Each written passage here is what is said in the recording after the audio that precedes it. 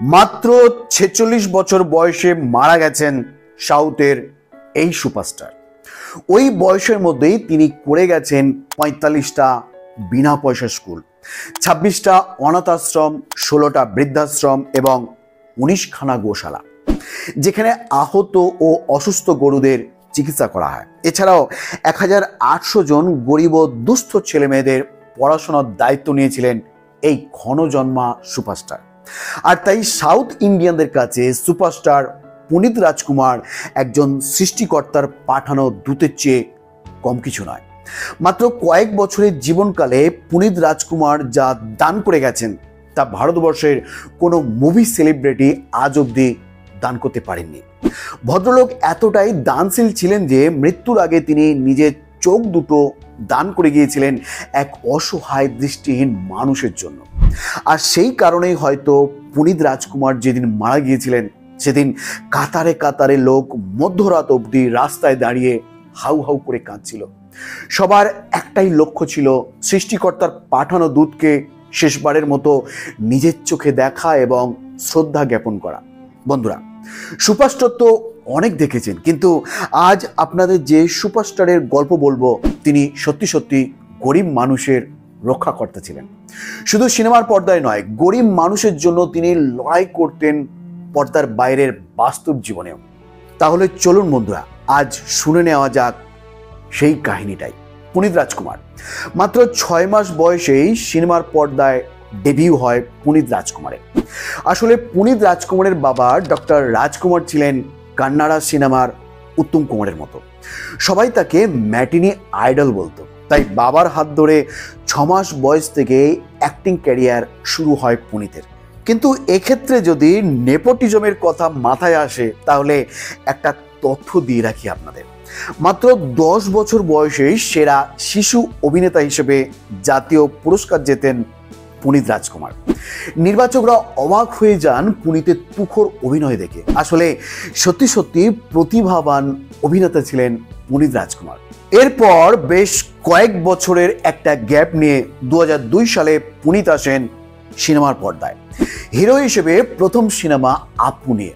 মাত্র ৩ কোটি টাকায় বানানো সেই সিনেমা বক্স অফিসে ৩৫ কোটি টাকা আয় করে ব্লকবাস্টার হিট আখ্যা পায়।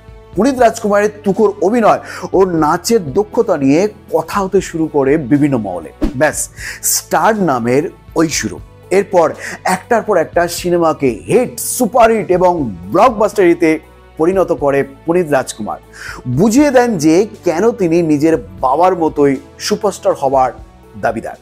কিন্তু এত বড় একটা ফ্যামিলিতে জন্মানো একজন সুপারস্টারের তো নিজের অ্যাটিটিউড নিয়ে পাশে ৫-৬টা বডিগার্ড সমেত ঘুরে বেড়ানোর কথা। অথচ সুপারস্টার পুনিত রাজকুমার ছিলেন এর ঠিক উল্টোটা। তিনি ভালোবাসতেন মানুষের মধ্যে মিশে থাকতে, মানুষের সুখ দুঃখের গল্প শুনতে, অসহায় দরিদ্র মানুষদের সেবা করতে।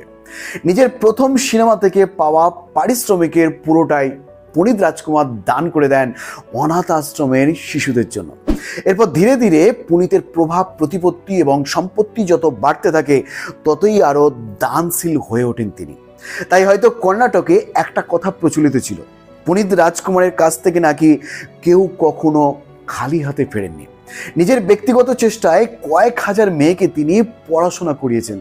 অসহায় মেয়েদের জন্য শক্তিধামা নামক একটা আশ্রয়স্থল গড়ে তুলেছেন। এছাড়াও ৪৫খানা অবৈতনিক স্কুল, ২৬খানা অনাথ আশ্রম, ১৬টা বৃদ্ধাশ্রম এবং ১৯খানা গোশালা, এছাড়াও ১৮০০ জন গরিব দুস্থ ছেলেমেয়েদের পড়াশোনার দায়িত্ব তিনি তুলে নিয়েছিলেন নিজের কাঁধে।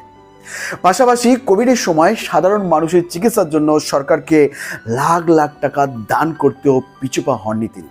কিন্তু আচমকাই ২০২১ সালের ২৯ অক্টোবর জিমে ঘাম ঝরিয়ে ফেরার পরেই হার্ট অ্যাটাকে আক্রান্ত হয়ে মারা যান পুনিত রাজকুমার। সারা কর্ণাটক সেদিন থমকে যায় এই খবরটা শুনে। স্কুল কলেজ ছুটি হয়ে যায়, অফিস বন্ধ হয়ে যায় তাড়াতাড়ি। কাতারে কাতারে মানুষ ছুটে যায় নিজেদের পাওয়ার স্টারকে শেষবারের মতো দেখার আশায়। মিডিয়া রিপোর্ট বলছে প্রায় ২০ লক্ষ মানুষ চোখের জল ফেলতে ফেলতে নিজেদের সুপারস্টারকে শ্রদ্ধাঞ্জলি দিতে এসেছিল সেই দিনকে। পুনিত রাজকুমারের মৃত্যুর পর 2022 সালের মার্চ মাসে জেমস নামক একটি মুভি মুক্তি পায়। রিজিওনাল ফিল্ম হওয়া সত্ত্বেও মাত্র 4 দিনে 100 কোটি টাকার ব্যবসা করে সেই সিনেমা। তাহলে বন্ধুরা বুঝতে পারছেন তো এই ভদ্রলোক ঠিক কতটা জনপ্রিয় ছিলেন ভক্তদের মধ্যে।